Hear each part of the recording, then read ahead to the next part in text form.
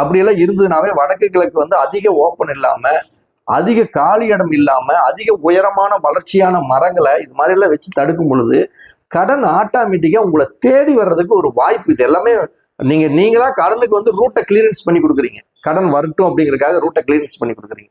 இதுதான் ஒரு மெயினான விஷயம். அதே மாதிரி பாத்தீங்கன்னா அதற்கு நேர் எதிர் திசை அப்படிங்கிறது வந்து நம்மளுக்கு எப்பயுமே தென்மேற்கு மூல திசை. இந்த தென்மேற்கு மூல திசையில தெரு தாக்கம் வந்து குத்துறது. அது தென்மேற்கு மூலையில தெற்கு பார்த்து ஒரு தெரு வந்து குத்துனாலும் சரி, அதே மாதிரி மேற்குல இருந்து வந்து ஒரு தெரு தென்மேற்கு மூலை குத்துனாலும் சரி, கேரண்டியா எழுதி வச்சுக்கோங்க, நீங்க கடன் ஆகிறதுக்கு பிளாட் வாங்கும் பொழுது நீங்க கடன் ஆக போறீங்க இனிமேல் அப்படின்னு தெரிஞ்சுக்கலாம்.